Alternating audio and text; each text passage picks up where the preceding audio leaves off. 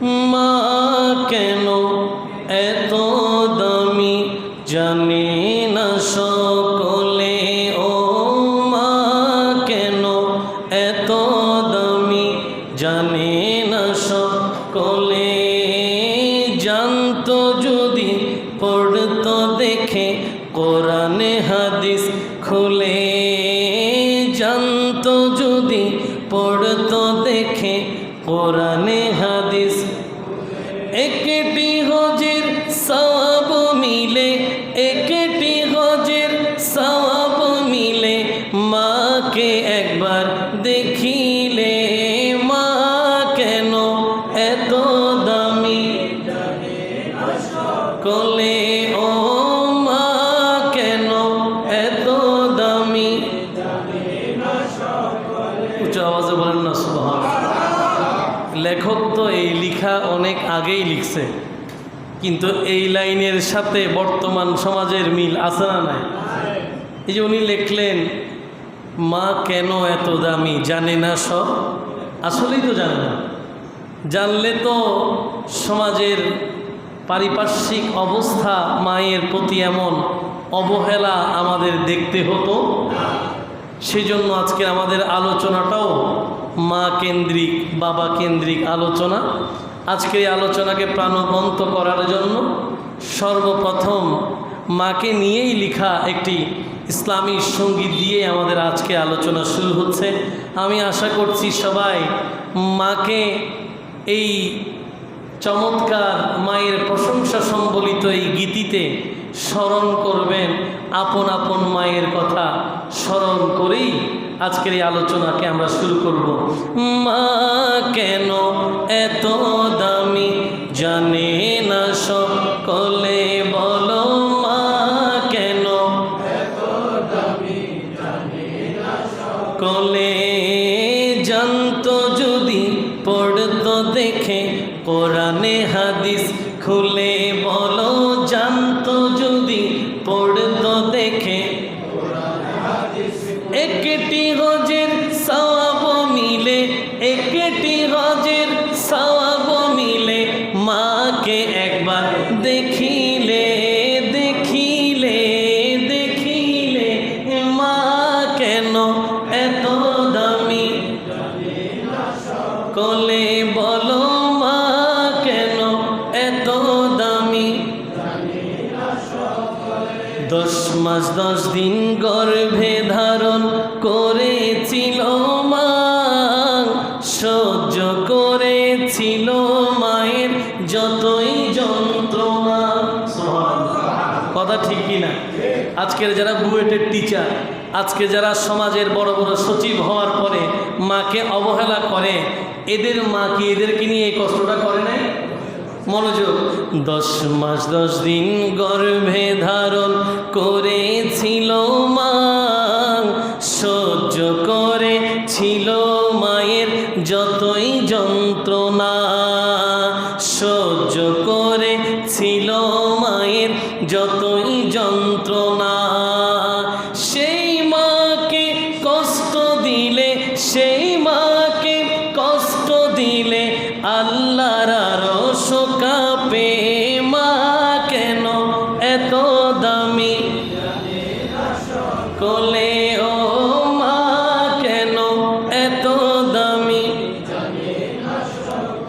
2 বছর পান করালেন মায়ের বুকের দুধ, কোলে বুকে রেখে আমায় দিলেন কত সুখ। 2 বছর পান করালেন মায়ের বুকের দুধ, কোলে বুকে নিয়ে আমায় দিলেন কত সুখ। কোলে বুকে নিয়ে আমায় নিলেন কত সুখ। কিভাবে সে মাকে ছেলে, কিভাবে সে মাকে ছেলে মন্দ কথা বলে, কিভাবে সে মাকে ছেলে মন্দ কথা বলে। মা কেন ও মা কেন এত দামি আল্লাহর ওলি বাইজিদের বিরল ঘটনা, মায়ের সেবাই ছিল একটি উত্তম নমুনা। আল্লাহর ওলি বাইজিদের বিরল ঘটনা, মায়ের সেবাই ছিল একটি উত্তম নমুনা। ছেলের জন্য দোয়া করলে, ছেলের জন্য দোয়া করলো, মায়ে দুহাত তুলে। মা কেন জানে না সকলে, বলো বাবা কেন এত দামি কলে, বাবা কেন এত দামি।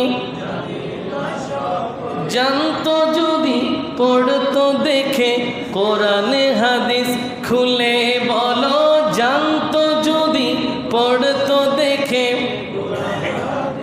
একটি গজের সওয়াব মিলে, একটি গজের সওয়াব মিলে। মাকে একবার দেখিলে, মা কেন এত দামি কলে, মা কেন এত দামি জানি না সকলে। সবাই বলি মারহাবা, আরো চিৎকার দিয়ে বলি সুবহানাল্লাহ, আলহামদুলিল্লাহ, আল্লাহু আকবার, সুবহানাল্লাহ, আলহামদুলিল্লাহ, আল্লাহু আকবার, সুবহানাল্লাহ, আলহামদুলিল্লাহ, আল্লাহু আকবার। পবিত্র জিলহজ শরীফ মহিমান্বিত পবিত্রতম এই মাসের তৃতীয় জুমা আমাদের মাঝে সমাগত। এটা রব্বুল আলমিনের কৃপা, দয়া, মায়া, মেহেরবানি যে রব্বুল আলমিন গত জুমার পর থেকে আজকের এই জুমা পর্যন্ত আমাদের ভালো রাখলেন। তা না হলে এমন অনেকেই আছেন যারা গত জুমাই ছিলেন, আজকের এই জুমাই। আমরা যারা আজকের এই জুমাই আছি, আগামী জুমা পর্যন্ত থাকবো তার কোনো নিশ্চয়তা। এই জন্য সময় থাকতে সময়টাকে আল্লাহ এবং তার প্রিয় রসুলের প্রেমে আল্লাহ আমাদেরকে সাজানোর তৌফিক দান করুক। সবাই বলি আমিন, আর উচ্চ আওয়াজে বলি।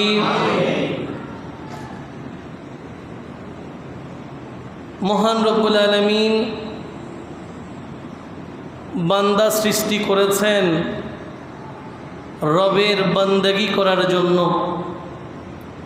এই বান্দার জন্য অসংখ্য নিয়ামত রাজি দিয়ে বান্দার যাবতীয় সুযোগ সুবিধা, জীবন যাপনের জন্য যা প্রয়োজন আল্লাহ বান্দার জন্য সবটুকু করেছেন।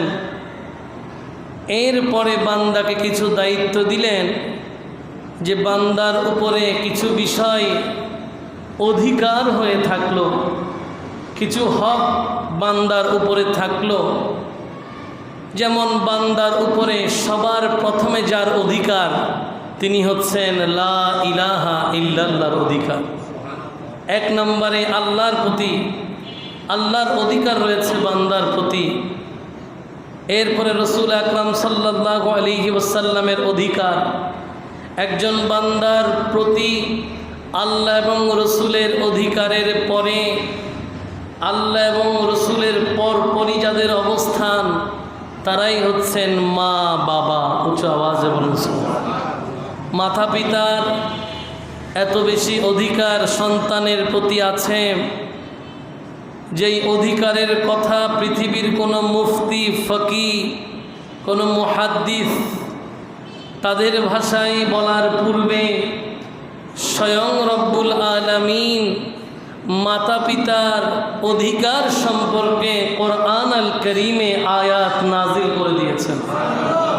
শুধুমাত্র আয়াত নাজিল করেছেন, বিষয়টা এখানেই শেষ নয়। একজন মাতা পিতার সাথে সন্তানের কি ব্যবহার হবে এটার ব্যাপারে যাবতীয় দিক নির্দেশনা আমার আল্লাহ কোরআন আল করিমে দিয়ে দিয়েছেন। মা বাবা হায়াতে থাকলে কি হবে, মা বাবা পর্দা করলে কি হবে, সন্তানের যাবতীয় অধিকার, যাবতীয় কর্তব্য নিয়ে রব্বে করিম কোরআন আল করিমের মধ্যে বিস্তারিত বলেছেন। রব বলার পরে এই ব্যাপারে বিস্তারিত হাদিস শরীফে রহমতুল্লিল আলামিনও বলেছেন। নবীজি শুধুমাত্র বলেছেন তা নয়, নবীজি নিজের সুন্নাহ দিয়ে সেটা প্রমাণ করে গিয়েছেন, উম্মতকে শিক্ষা দিয়ে গিয়েছেন যে একজন সন্তানের জীবনে মা বাবা কত গুরুত্বপূর্ণ। এই বিষয়টা রহমতুল্লিল আলামিন তার অনুপম আদর্শে সকল উম্মতদের জন্য এইটুকু শিক্ষা দিয়ে গেছেন। কিন্তু আফসোসের বিষয়, আমরা এমন একটি সমাজে বসবাস করছি, এমন একটি দুর্গন্ধযুক্ত পৃথিবীতে আমরা বসবাস করছি যেখানে আমরা নানান প্রকার পারফিউম আতর লাগিয়ে সুগন্ধে সুশোভিত হয়ে মসজিদে আসলেও আমাদের ভিতর জগতের যেই দুর্গন্ধ এটা আরও বেশি ছড়িয়ে পড়ছে।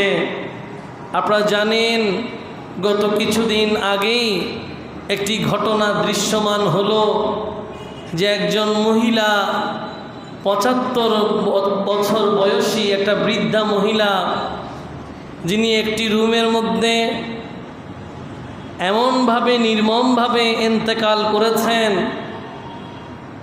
ফরেনসিক রিপোর্ট অনুসারে মহিলা ইন্তেকাল করেছেন প্রায় ৭ দিন আগে। এটা কত নির্মম, কত দুঃখজনক ঘটনা। প্রায় ৭ দিন পর্যন্ত কোনো খবর নাই, ছেলেরাও জানে না, মেয়েও জানে না। প্রথমে হয়তো কারো শুনলে মনে হবে হয়তো আপন কেউ নাই, মনে হয় হয়তো মনে হয় টাকা পয়সা নাই, হয়তো মনে হয় রাস্তার কিনারে কোনো এক দুয়ারে মানুষের ওষ্ঠা খেয়ে মারা গেছে হয়তো। কিন্তু আশ্চর্যের ব্যাপার, তিনি যেই রুমের মধ্যে মারা গেছেন, ইন্তেকাল করেছেন, ওই রুমটার বাহ্যিক যেই অবস্থা ওটা এত বেশি খারাপ যেটা কোনো পশু পাখির জন্য, যারা পশু প্রাণী পছন্দ করে, অনেকে খরগোশ লালন পালন করে, অনেকে বিভিন্ন পাখি লালন পালন করে, আমার বিশ্বাস পাখির বাসাও এরকম হবে না। কোনো পশু কেউ লালন পালন, খরগোশের জন্য ওই ঘর কেউ রাখবে?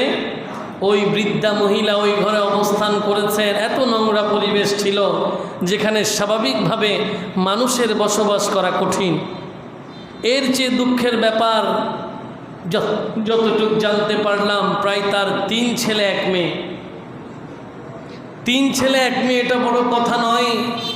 ৩ ছেলে এবং ১ মেয়ে, ৪ জন সন্তানের কোয়ালিফিকেশনটা বড় কথা। এদের যোগ্যতা নিয়ে যথেষ্ট আলোচনা করা যাবে। এটাই হচ্ছে সূচি। ১ ছেলে সচিব, মংলা বন্দর কর্তৃপক্ষে জনপ্রশাসন মন্ত্রণালয় থেকে নিযুক্ত ছিল। মায়ের অবহেলার ঘটনাটা যখন ছড়িয়ে পড়ল, ওনাকে সেই জায়গা থেকে বদলি করে জনপ্রশাসন মন্ত্রণালয়ে সংযুক্ত করা হয়েছে। এত বড় বাংলাদেশের ফার্স্ট ক্লাস কর্মকর্তা সচিব একটা ছেলে। দ্বিতীয় ছেলেটা হচ্ছে ইঞ্জিনিয়ারিং জগতে বাংলাদেশের সর্বোচ্চ শ্রেষ্ঠ বিদ্যাপীঠ, বুয়েটের টিচার, স্টুডেন্ট না, ক্লার্ক না, ঝাড়ুদার না, কে? টিচার, বুয়েটের টিচার, যে ইঞ্জিনিয়ার বানায়। ৩ নাম্বার ছেলেটা আমার মতো চট্টগ্রাম, রাজশাহী, চাঁপাইনবাবগঞ্জ, ঢাকায় চাকরি করে এরকম না, সে কানাডার প্রবাসী। কোথায় থাকে? কানাডায় থাকে। 3টা ছেলে এত সেটেল। একজন মেয়ে আছে, সে আবার ইম্পেরিয়াল কোন একটা জায়গায় নাকি তিনিও টিচিং প্রফেশনে আছেন। এখন অনেককে আমরা অনেক সময় অনেকের সাথে কথা বলতে গেলে এই বিষয়টা উঠে আসে। অনেককে আমি দেখতে পেয়েছি, আমি নিজে আমার জীবনে কিছু সফল মানুষদের সাথে আমার কথা হয়েছে। সফল মানে পৃথিবীতে সফল, দুনিয়াতে সফল, আখেরাতে না, দুনিয়াতে। টাকা পয়সা হয়ে গেছে একটা পর্যায়ে, এই জাতীয় পর্যায়ের ব্যক্তিদের সাথে আমার কথা হয়। এরকম একজন ব্যক্তি, আরও কয়েকজন থেকে এভাবে শোনা যায় যে আমরা জীবনে যা করেছি সব নিজের বলে করেছি। যা করলাম সব আমার যোগ্যতা, আমার বাবা মা আমার জন্য কিছুই করে নাই। এটা যদিও এখানে আপনার শুনতে নাউজুবিল্লাহ হচ্ছে, কিন্তু এই ঘটনাগুলো আমাদের সমাজের মধ্যে একেবারে অহরহ ঘটনা। অনেক ছেলে মা বাবার অবদানকে একদম নিমিষে অস্বীকার করে, কিচ্ছু নাই, একেবারে মা বাবা আমার কিচ্ছুই করে নাই, যা করছি আমি নিজে করছি।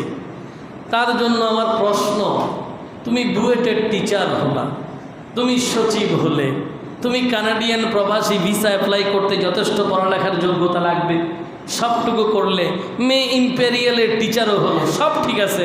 আমার প্রশ্ন, যদি এই মাটা তোমার হয়, তোমার কাছে আমার জানতে ইচ্ছা করছে, তুমি বুয়েটের প্রিপারেশন কোত্থেকে নিয়েছো আমার জানার দরকার নাই, সচিব হওয়ার জন্য সরকারি পরীক্ষা দিয়েছো, কেমনে নিয়েছো এটা আমার জানার দরকার নাই, কানাডায় যেতে যেই পড়ালেখা দরকার কোথায় করেছো আমার জানার দরকার নেই। আমার প্রশ্ন, ছোট্টবেলায় স্বরেও তুমি কার থেকে শিখেছো? শুধু এই একটা অক্ষর আমার জানতে ইচ্ছে করে যে স্বরেওটা তুমি কার কাছ থেকে শিখলা?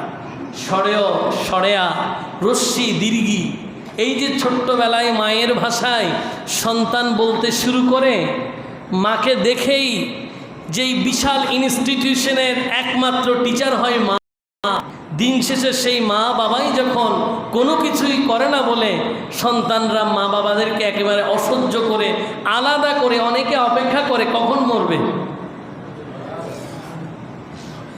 অপেক্ষা করে যে কোন সময় মরবে, এতগুলো ঝামেলা কি দরকার, মরে গেলেই গেল।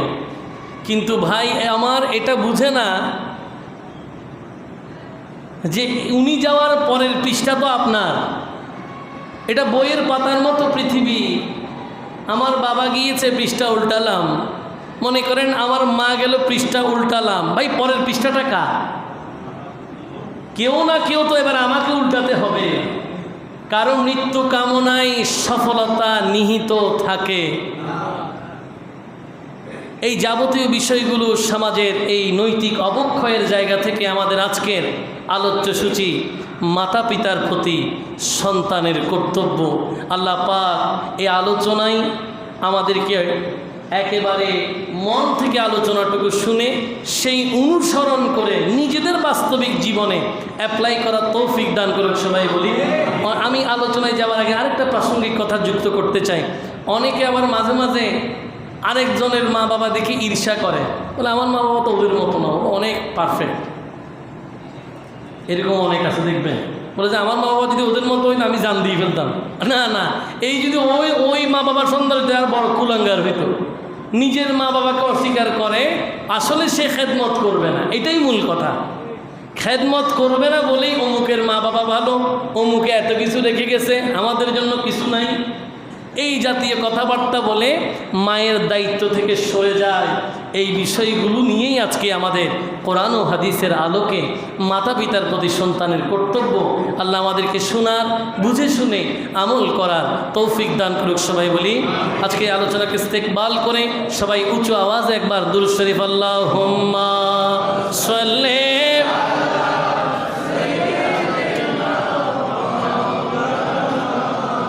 মুহাম্মাদ ওয়ালা আলি।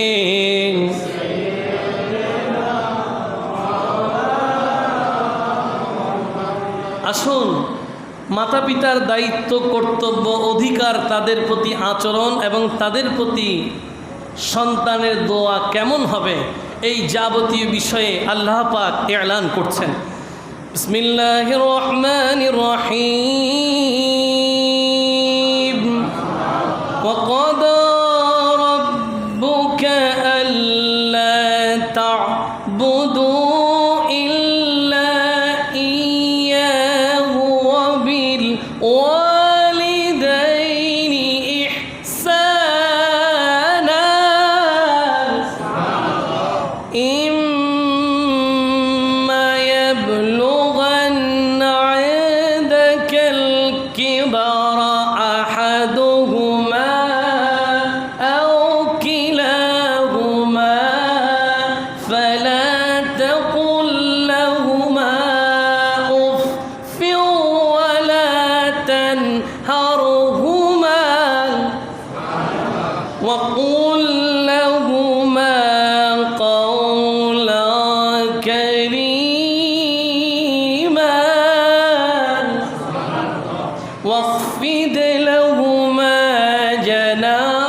الظل من الرحمة وقل رب ارحمهما كما ربياني صغيرا رب العالمين হাকিমুল হাকিমিন পবিত্র কোরআন আল কারীমের সূরা বনি ইসরাইলের 23 এবং 24তম আয়াতের মধ্যে একজন সন্তান মা বাবার প্রতি কেমন আচরণ করবেন, মা বাবার প্রতি তার কি দায়িত্ব, কি করার আছে সন্তানের, আমার আল্লাহ পাক এলান করেন ওয়াকাদা রব্বুকাম, আমার আল্লাহ তোমাদেরকে আদেশ দিচ্ছেন, তোমাদের রব তোমাদেরকে আদেশ দিচ্ছেন আল্লাহ তা'বুদু ইল্লা ইয়াহু। 1 নম্বর আদেশ, তিনি এক, তার কোনো শরীক নাই, তোমরা সেই এক আল্লাহর ইবাদত করো। 1 নম্বর আদেশ। এবার 2 নম্বরে আল্লাহ বললেন ওয়াবিল ওয়ালিদাইনি ইহসানান, এবং তুমি তোমার মাতা পিতার সাথে উত্তম আচরণ করো। এবার আপনাদের কাছে আমার প্রশ্ন, এই সোজা বাংলা কথা না বোঝার লোক এখানে কেউ আছেন? কোনো মুফতির কাছে যেতে হবে? আমার আল্লাহই তো বলে দিয়েছেন যে উত্তম আচরণ করতে হবে। যাই হোক, মা বাবার সাথে সব সময় হবে ইহসান। ওয়াবিল ওয়ালিদাইনি ইহসানা, তোমার মাতা পিতার প্রতি তোমার আচরণ হবে আহসান, চমৎকার, উত্তম আচরণ। আল্লাহ পাক 2টো আদেশ দেওয়ার পরে 2য় নম্বর আদেশের আরেকটু ব্যাখ্যা করলেন। সুবহান। রবের ইবাদতের দাওয়াতের পরে মাতা পিতার সাথে উত্তম আচরণের আদেশ দেওয়ার পরে আল্লাহ পাক তাকে আরেকটু ইলাবোরেট, আরেকটু ব্যাখ্যার সাথে বান্দাদের সামনে, নবীর উম্মতদের সামনে উপস্থাপন করলেন যে কেমন আচরণ করবেন, এটা যেন বুঝতে কষ্ট না হয়। কোরআনে আল্লাহ পাক বলেন ইম্মা ইয়াবলুগান্না ইনদাকাল কিবার আহাদুহুমা আও কিলাহুমা, ও আমার প্রিয় বান্দারা, তোমাদের মধ্যে কোনো সন্তান যদি তাদের মা বাবাকে বৃদ্ধা অবস্থায় পেয়ে যায়, কোন অবস্থায়? যৌবনকালে না কোন কালে? বৃদ্ধকালে যদি পেয়ে যায়, বয়স্ক অবস্থায় যদি পেয়ে যায়, বুড়া অবস্থায় যদি পেয়ে যায়, আল্লাহ বলেন আহাদুহুমা, 2 জনের যদি একজনকে পায়। অনেকের বাবা থাকে না, অনেকের মা থাকে না, অনেকের আবার দোনোটাই থাকে না, অনেকের আবার দোনোটা থাকে। আল্লাহ বলেন কারো কাছে মা আছে বাবা নাই, অথবা বাবা আছে মা নাই, আও কিলাহুমা, অথবা উভয়ই আছে। সুবহানাল্লাহ। এরকম দামি লোক এলাকায় আছে না নাই? যার মাও আছে বাবাও আছে। আমার আল্লাহ বলেন সন্তান যদি বার্ধক্য অবস্থায় মা বাবাকে পেয়ে যায়, অথবা 2 জনের একজনকে পায়, তার কি কর্তব্য হবে, কি উত্তম আচরণ করবে? আল্লাহ বলেন ফালা তাকুল্লাহুমা উফ, সে তার মা বাবাকে কোনো অবস্থায় উফ শব্দ বলবে না। কোন শব্দ? সবাই বলেন কোন শব্দ? উফ বলা যাবে? কে বলেছেন? মানা করেছেন কে? নিষেধ করেছেন কে? যিনি জান্নাতের মালিক, যিনি জাহান্নামের মালিক, যিনি আপনি আমার মালিক, যিনি আরশে ফরশের মালিক, যিনি আসমান জমিনের মালিক, যিনি দিন রাতের মালিক, এমনকি যিনি মালিক ইয়াউমিদ্দিন, কঠিন বিচারের দিনে সর্বোচ্চ মালিক যিনি, সে আল্লাহ বলেন যদি মা বাবার 2 জনের একজনকে পাও, অথবা 2 জনকে বৃদ্ধ অবস্থায় পেয়ে যাও, জেনে রাখো তাদেরকে উফ শব্দ বলা যাবে না। এখন কেউ যদি বিপরীত করে, অবহেলা করে, মারে, গায়ে হাত তুলে গালাগালি করে, বের করে দেয়, একা খায়, কি বলেন? রাগ করলেন? এই ঘটনা আছে না নাই? সন্তান এতদিন খেতে পেরেছে, বিয়ের পরে আর মায়ের সাথে খেতে পারে না। আছে না নাই? রাগ করলেন? এটা কি শুধু ঠান্ডা মিয়া মসজিদে খতিব সাহেব ওয়াজ করে যে? গোটা পৃথিবীতে এই ঘটনা আছে না নাই? ভালোও আছে। আবার সাথে নিয়ে 10-12 বছর মা বাবার খেদমত করতেছে যে এরকম জান্নাতি সন্তান আমি দেখছি। সুবহানাল্লাহ। যেখানে আমি দেখছি বলতে এখানে আর কোনো কথা আছে? আমি নিজে দেখছি। প্রিয় ভাইয়ের আমার, রব বলেন উফ শব্দ বলা যাবে না, এর মানে তোমার বিরক্ত হওয়ার কোনো জায়গা নাই। আমার আল্লাহ বলেন মা বাবা তোমাকে এটা নিয়ামত হিসেবে দিলাম, এটাকে তোমার যত্ন করতে হবে। ফালা তাকুল্লাহুমা উফ, তোমার উফের কোনো জায়গা নাই। প্রস্রাব একবার থেকে 2 বার করে ফেলছে, অনেক সময় পায়খানা করার সময় বলছে, অনেক সময় বলে নাই। আমার আল্লাহই তো বলতেছে বৃদ্ধা অবস্থায় পাইলে, তোমাকে তো আমি বলি নাই যৌবন অবস্থায় পাইলে। আল্লাহই বলতেছে বৃদ্ধ অবস্থায় পাইলে কি হবে তোমার করণীয়। যৌবনকালে তো সর্বোচ্চ মানবা, বুদ্ধি যখন মা বাবার ভরপুর তখন তো মানতে হবেই। বৃদ্ধ অবস্থায় যখন তোমার হাতে চাবি, তখন তোমার দায়িত্ব কি? এটা আমার আল্লাহ পাকে এলান করছে। ভাড়া ঘরের চাবি এখন তোমার হাতে, ঘরের বাজারের চাবি তোমার হাতে। বাবা মার এখন আর টাকা নাই, তুমি যা বলবা তাই হবে। শাড়ি তুমি আনলে উনি পড়তে পারবে, পাঞ্জাবি লুঙ্গি তুমি আনলেই তিনি পড়তে পারবে। আমার আল্লাহ ওই সময়ের কথাই বলতেছেন যে বৃদ্ধা অবস্থায় পেয়েছ, অনেক সময় পায়খানা আসতেছে বলতে পারছে, অনেক সময় বলতে পারে নাই, কিন্তু তোমার বিরক্ত হওয়ার জায়গা নাই, কারণ বিরক্ত হলে তো আমি তোমাকে জান্নাত দেব না। আল্লাহ বললেন ফালা তাকুল্লাহুমা উফ, কোনোভাবেই উফ শব্দ বলা যাবে। আচ্ছা, যেখানে উফ বলা যায় না, বিরক্ত হয় না অনেক সময় উফ বেশি করে, মাঝে মাঝে এরকম ঘটনা আছে না নাই? আচ্ছা, উফ যদি বলা না যায় তাহলে গালি দেওয়া যাবে? উফ যদি বলা না যায় অবহেলা করা যাবে? উফ যদি বলা না যায় একা খাওয়া যাবে? একা খাইলে তো উফের বিষয় নাই। এমন অনেক সন্তান আছে, দাম্পত্য জীবনের এমন প্রেশার, মা বাবার সাথে দেখা পর্যন্ত করতে পারতেছে না। হালকা একটু ভাত খাইলে তো খবর আছে, মা বাবার সাথে একটু বসে ভাত খাইলে অসুবিধা আছে। এরকম অনেক ঘটনা আছে না নাই? তো আপনারা আর ঢাকাতে ওখানে দেখি ওদের ঘটনা দেখে আশ্চর্য হওয়ার ঘটনা কি আছে? আমাকে একজনে প্রশ্ন করছে এই ঘটনার পরে, না একজন না, মনে আমার আম্মুই আমাকে জিজ্ঞেস করতেছে এই ঘটনার পরে, যে এরা আগে যাইলে না ভালো হইতো, এরা এই ঘটনাটার আগে যদি ওখানে উপস্থিত হইতে পারতো তাহলে ওই মহিলার খেদমত হইতো বা সেবা হইতো, আর এই ঘটনাটা এতটুকু পর্যন্ত আসতো না, মহিলার একটু ভালো হইতো। তখন আমি আমার মাকে এই কথাটা বলছি, আমার মনে আছে এই ঘটনা, এই গত সপ্তাহের ঘটনা। আমি বললাম এরকম যদি সাংবাদিক যেতে চায় ঘরে ঘরে যাইতে পারবে। কোথায়?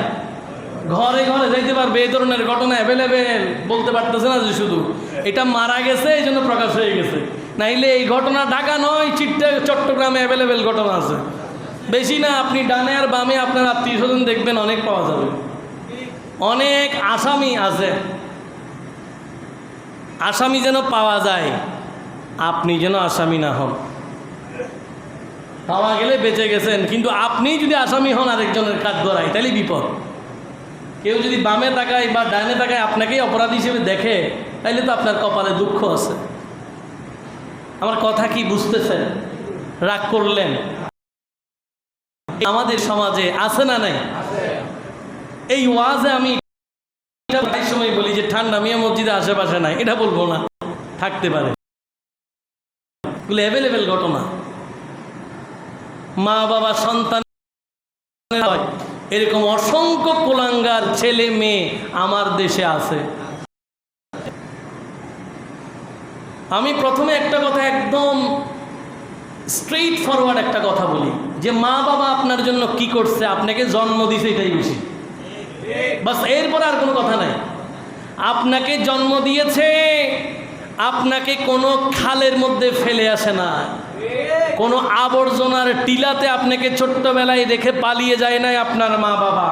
সর্বোচ্চ কষ্ট স্বীকার করে আপনাকে এই পর্যন্ত আনার পরে আপনি যদি বলেন মা বাবা আমার জন্য কিছু করে নাই, এর চেয়ে বড় নাফরমান আর হতে পারে না।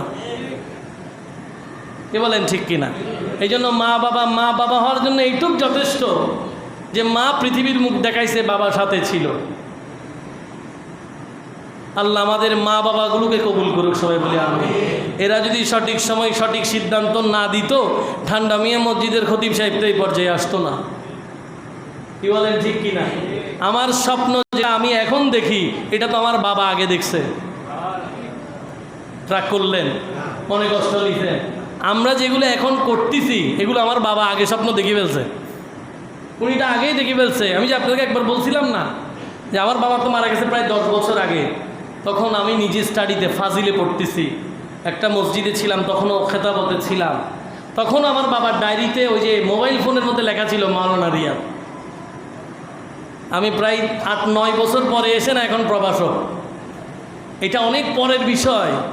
শহরের প্রাণকেন্দ্রে একটি খেদমতে আছি, এলাকার পাশে একটি মসজিদে, এগুলো পরের ঘটনা। কিন্তু আমার বাবা এই স্বপ্নগুলো দেখেছেন অনেক আগে। মা বাবার স্বপ্ন দেখেছেন বলেই সন্তান সেগুলোকে বাস্তব করতে সম্মত হয়েছে। কেন? কারণ দোয়া ছিল মা বাবা। কি বলেন ঠিক কিনা? আজকের বড় বড় যারা ব্যবসায়ী, তারা সবাই কোথাও না কোথাও মা বাবার অবদানে আজকে এই পর্যায়ে আছে। সবাই। একজন সাধারণ গার্মেন্টস কর্মী, সে মনে করে যদি আমার বাবা আমার জন্য কি করেছে, আপনি দেখবেন তার বাবা তার জন্য অনেক কিছু করেছে, সে বুঝতে পারতেছে না। সেজন্য রব্বুল আলামিন বলেন, উফ শব্দ বৃদ্ধা অবস্থায় মা বাবাকে বলা যাবে না। তারপরে ওয়ালা তানহারহুমা, কোনো অবস্থাতেই মা বাবাকে ধমক দেয়া যাবে না। কি দেয়া যাবে না? ধমক দেয়া যাবে না। তো কি করব? আল্লাহ বলেন, ওয়াকুল্লাহুমা কাওলা কারীমা, তোমরা অবশ্যই তোমাদের মা বাবার সাথে উত্তম আচরণ করো। কি আচরণ? উত্তম আচরণ করো। ওয়াকুল্লাহুমা কাওলা কারীমা, উত্তম আচরণ করো। এই আয়াতের পরে আল্লাহ পাক আরও একটা আয়াত সংযুক্ত করলেন। আল্লাহ পাক এবার বললেন, ওয়াকফিদ লাহুমা জানাহাযুল্লি মিনার রাহমাম, তুমি তোমার মা বাবার প্রতি বিনয় আবনত হয়ে যাও, বিনয় হয়ে যাও, আন্তরিক হয়ে যাও, ভালোবাসাপূর্ণ বাহুযুগল তোমার মা বাবার দিকে তুমি বিছিয়ে দাও। আর এবার পড়ো, ওয়াকুর রব্বির হামহুমা কামা রব্বায়ানি সগীরা, আর আল্লাহকে বলো, আল্লাহ তুমি আমার মা বাবার প্রতি সেভাবে দয়া করো যেভাবে ছোট্টবেলায় তারা আমাকে দয়া করেছে। বলেন দোয়া শিখিয়েছে কে? আরো জোরে বলেন কে? আরো জোরে বলেন কে?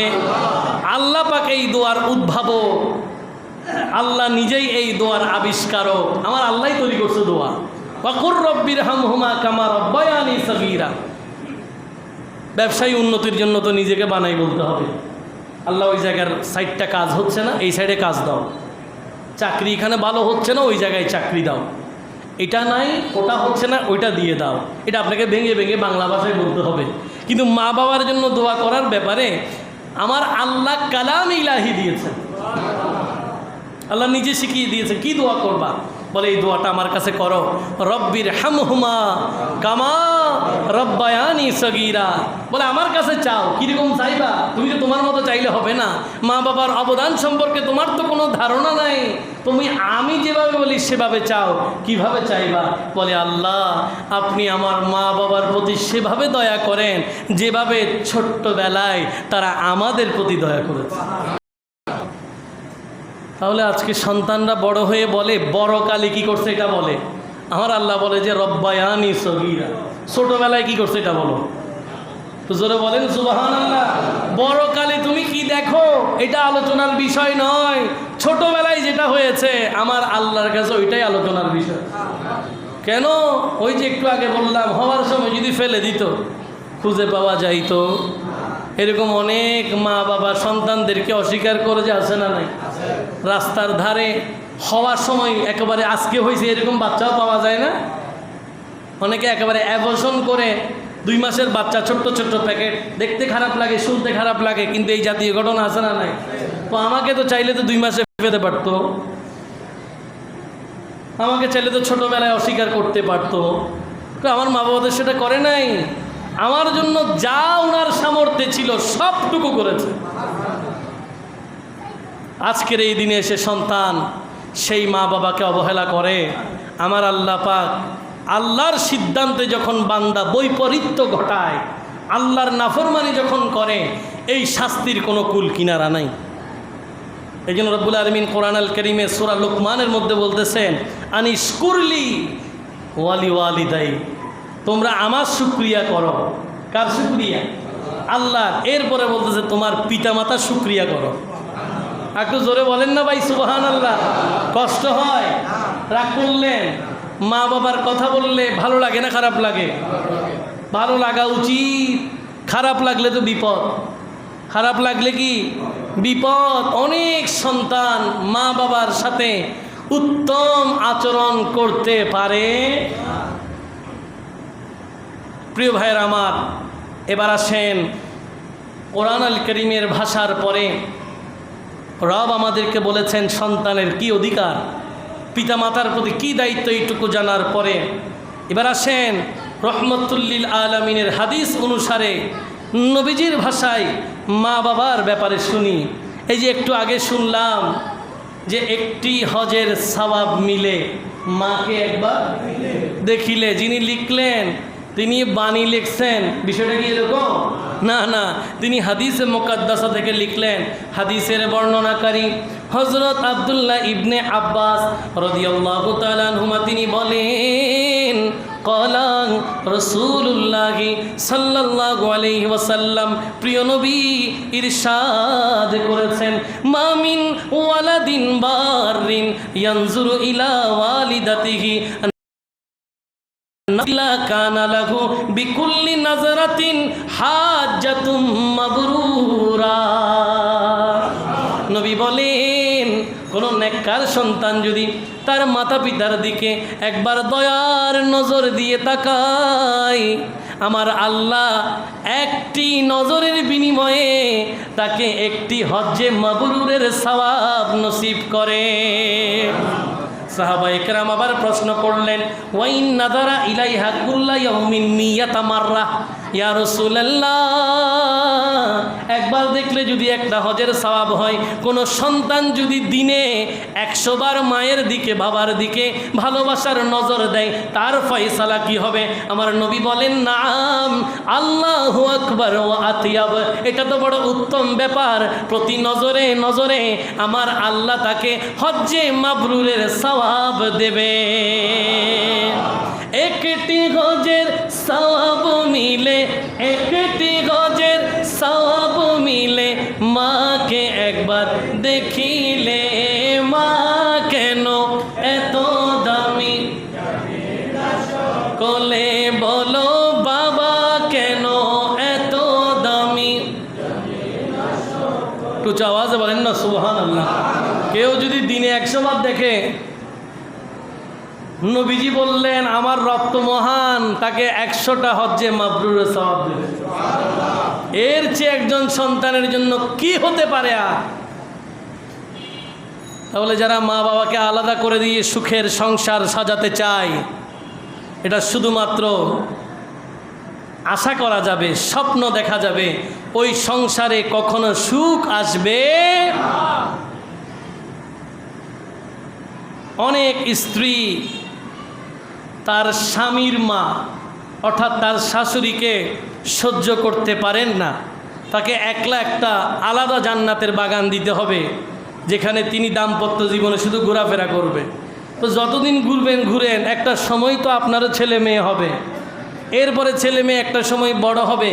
আপনার জান্নাতের বাগানের যেই রুমটাতে মায়ের জায়গা হয় নাই, যেই রুমে বাবার জায়গা হয় নাই, ওই একই রুমে তো এখন সন্তানের জায়গাও হবে না। কেন? সন্তান বড় হয়ে গেছে। সন্তান আপনার জান্নাতে এখন থাকতে চায় না, যেটাকে আপনি জান্নাত বানিয়েছেন আপনার স্বামীকে সাথে নিয়ে।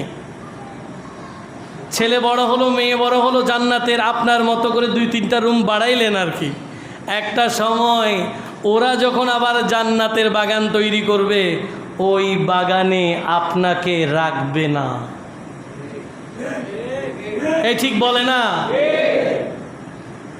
এই সন্তান যখন বড় হয়ে নিজের জান্নাতের বাগান তৈরি করবে, বিয়ে করবে, ভাই আপনি আপনার শাশুড়িকে, আপনি আপনার শ্বশুরকে মানেন নাই, কার আমলে মানেন নাই? উনি এই আমলেও আছে, সেই আমলেও থাকবে। সুবহানাল্লাহ পড়ে না? নাকি নাকি পাল্টাই যাবে? আমার আল্লাহ কি পরিবর্তন হয়ে যাবে?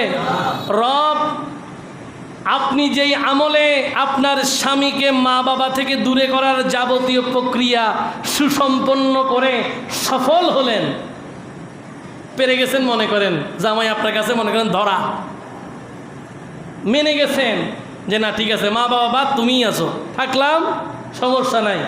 এই আমলে রব যিনি, ওদের থেকে সন্তান হওয়ার পরে এরা যখন বিয়ে করে আলাদা ফ্ল্যাট নিবে, ওই ফ্ল্যাটে যখন আপনার জায়গা হবে না, তখন রবকে, আরো জোরে বলেন কে?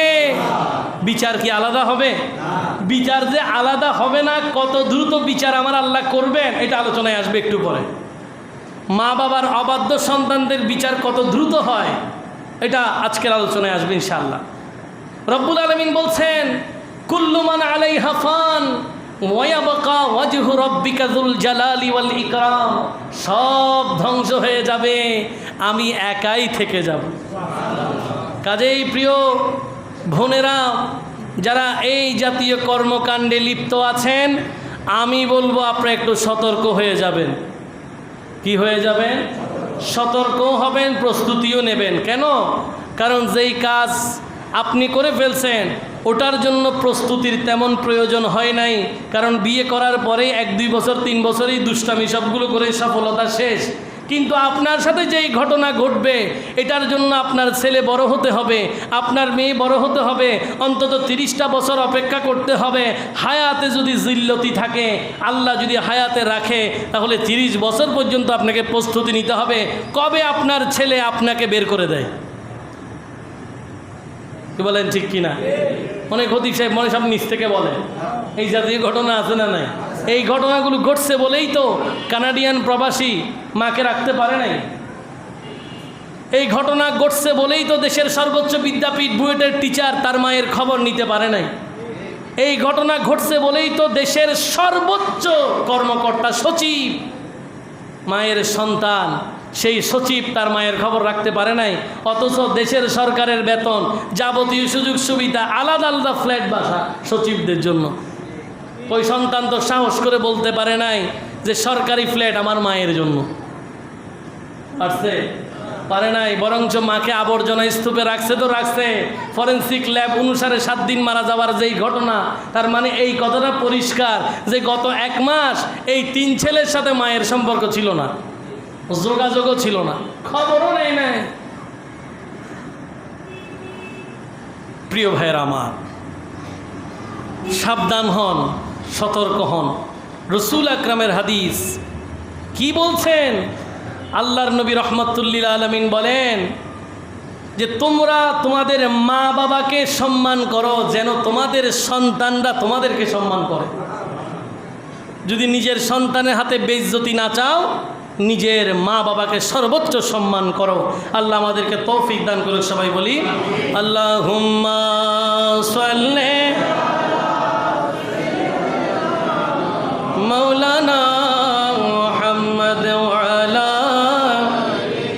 সাইয়্যিদিনা। আসুন পরবর্তী হাদিসের মধ্যে সন্তানের প্রতি মা বাবার কি অধিকার, সাহাবায়ে কেরামগণ প্রশ্ন করলেন। নবীজির দরবারে এক ব্যক্তি এসে প্রশ্ন করলেন, ইয়া রাসূলুল্লাহ মা হাক্কুল ওয়ালিদাইনি আলা ওয়ালাদিহিমা। বলে রহমাতুল লিল আলামিন, একটু জানতে চাই মা বাবার কি অধিকার সন্তানের প্রতি আছে, সন্তানের কি দায়িত্ব। রহমাতুল লিল আলামিন বলেন, হুমা জান্নাতুকা ওয়া নারুকা। বলে এই 2 জন তোমার জান্নাত অথবা এই 2 জন তোমার জাহান্নাম। অর্থাৎ এদেরকে ধরে তুমি জান্নাতে যেতে পারো, এদেরকে অবহেলা করে তুমি জাহান্নামে যেতে পারো। এই জন্য রাসূল আকরাম সাল্লাল্লাহু আলাইহি ওয়াসাল্লাম হাদিসে ইরশাদ করেছেন, রিদার রব্বি ফি রিদাল ওয়ালিদ ওয়া সাখাতুর রব্বি ফি সাখাতিল ওয়ালিদ। সেই সন্তান যার প্রতি মা বাবা খুশি, আমার আল্লাহও খুশি। আর যেই সন্তানের প্রতি মা বাবা খুশি নাই, তার উপরে আমার আল্লাহও খুশি। জীবন দিতে পারবেন, আল্লাহর নৈকট্য ধন্য বান্দা হতে পারবেন না। কেন? আল্লাহর নৈকট্যবান, আল্লাহর বলি যারা, সবাই আগে এক নম্বরে মা বাবার ভক্ত ছিল। সবাই কি ছিল? মা বাবার ভক্ত ছিল। নবীর সাহাবীদের জীবনে দেখছেন না, আপনাদেরকে এর আগেও একবার বলেছিলাম, হযরত আলকামা রাদিয়াল্লাহু তাআলা আনহুর ঘটনা প্রাসঙ্গিকভাবে আজকে চলে আসলো। নবীজির এমন এক নওজওয়ান সাহাবী, যার যাকাতের কমতি নাই, যার নামাজের কমতি নাই, যার ইখলাস ইবাদতের কোনো কমতি নাই, মৃত্যু সজ্জায় হযরত আলকামা রাদিয়াল্লাহু তাআলা আল্লাহর নবীর দরবারে রিসালাতে খবর আসলো যে নবীর প্রিয় সাহাবী আলকামা মৃত্যু সজ্জায় কষ্ট পাচ্ছে। নবী সাহাবীদের একটা প্রতিনিধি দল পাঠালেন, যাও আমার আলকামার অবস্থা একটু দেখো, তাকে কালেমার তলকিন দিয়ে দাও। সালমান ফারসি, মাওলা আলী রাদিয়াল্লাহু তাআলা আনহুম সহ একটি প্রতিনিধি দল হযরত আলকামা রাদিয়াল্লাহু তাআলা আনহুকে দেখতে গেলেন। দেখতে গিয়ে দেখলেন মৃত্যু সজ্জায় আছেন। তারা ওনাকে লা ইলাহা ইল্লাল্লাহর কালেমার তলকিন দিচ্ছেন, যেন জীবনের শেষ বেলায় লা ইলাহা ইল্লাল্লাহ পড়তে পারেন। সাহাবায়ে কেরাম চেষ্টা করছেন, কিন্তু নবীর সাহাবী আলকামা রাদিয়াল্লাহু তাআলা কোনোভাবেই কালেমা মুখ দিয়ে আসতেছে না। আল্লাহর নবীর কাছে খবর গেল, নবী তো আশ্চর্য হয়ে গেলেন, বললেন তার বাবা মার মধ্যে কে আছে? বলে একটা বৃদ্ধা মা বেঁচে আছে। নবী খবর পাঠালেন, মাকে আমার সালাম দাও, সুযোগ হলে আমার কাছে আসতে বলো, না হলে আমি নবী যাব। বৃদ্ধা মা নবীজির দাওয়াত পেয়ে নিজেই ছুটে আসলেন নবীজির দরবারে। আল্লাহর নবী জানতে চাইলেন ছেলের সাথে মায়ের সম্পর্ক কেমন। মা তো বলে চমৎকার। বলে আপনার সাথে কেমন? বলে আমার ছেলের সব ভালো লাগে, তবে একটা বিষয় আমার মনে কষ্ট দেয়। বলে কি কষ্ট? বলে ইয়া রাসূলুল্লাহ, আমার ছেলে যখন কোনো বিষয় নিয়ে আলোচনা করে সব সময় আমার কথাকে গুরুত্ব না দিয়ে আমার কথার উপরে তার স্ত্রীর কথাকে গুরুত্ব দিত, এবং এই কথাটা আমার বেশি ব্যথা লাগছে। সে মায়ের কথায় কোনো দিন গুরুত্ব দেয় নাই, সব সময় আমার কথার উপরে স্ত্রীর কথাকে গুরুত্ব দেয়। রহমতুল্লিল আলামিন বুঝে গেছেন ব্যাপারটা কোথায়। নবী দ্বিতীয় কোনো কথা না বলে সাহাবায়ে কেরামদেরকে বললেন, আলকামার জন্য শুকনা কাঠ প্রস্তুত করো, তাকে খোলা মাঠে জ্বালিয়ে দাও। কঠিন এক সিদ্ধান্ত। রহমতের নবী আগুন দিয়ে সন্তানকে জ্বালিয়ে দেবেন, দয়াময়ী মা দেখবেন এটা কোনোদিনও হতে পারে। মা বললেন, ইয়া রাসূলুল্লাহ, ইয়া হাবিবাল্লাহ, এটা কেমন সিদ্ধান্ত?